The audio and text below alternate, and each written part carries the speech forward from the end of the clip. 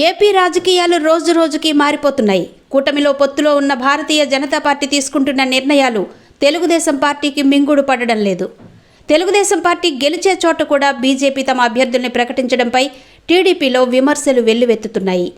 నైరాస్యానికి గురవుతున్న TDP cadre అధినేత మిన్నకుండడాన్ని జీర్ణించుకోలేకపోతున్నాయి.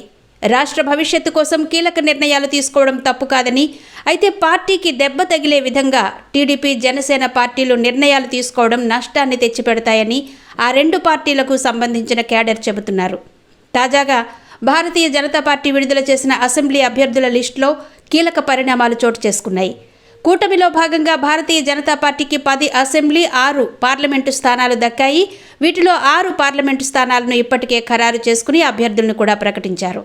తాజాగా అసెంబ్లీకి సంబంధించి 10 స్థానాలను ప్రకటించారు. పార్లమెంటు స్థానాల్లో రాజమండ్రికి పురంధేశ్వరి, అరకు, కొత్తపల్లి, గీతలకు అవకాశం ఇచ్చారు. అయితే అసెంబ్లీకి వచ్చే వారికి అనూహ్య రీతిలో ప్రత్యక్ష రాజకీయాలకు దూరమైన మాజీ మంత్రి కామినేని శ్రీనివాస్కు కైకలూరు టికెట్ బీజేపీ కేటాయించింది.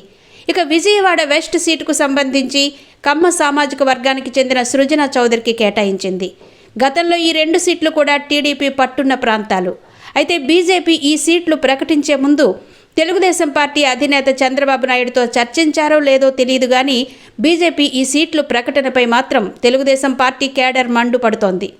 అరకు నుంచి బీజేపీ పంగి రాజారావును ప్రకటించింది. అలాగే తూర్పుగోదావరి జిల్లాలోని అనపర్తి నియోజకవర్గానికి కూడా కూటమి పంపకాల్లో భాగంగా టీడీపీనే తీసుకుంది. శివరామకృష్ణరాజును ఎంపిక చేశారు.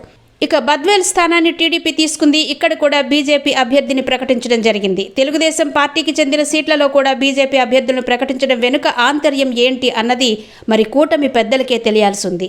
ఏది ఏమైనప్పటికీ రాష్ట్ర భవిష్యత్తును దృష్టిలో పెట్టుకుని ఎన్నికల బరిలోకి దిగుతున్న టీడీపీ, జనసేన అధినేతలు సర్దుకుపోతారా లేదా మరోసారి చర్చలకు వెళ్తారా అన్నది తెలియరావాల్సి ఉంది.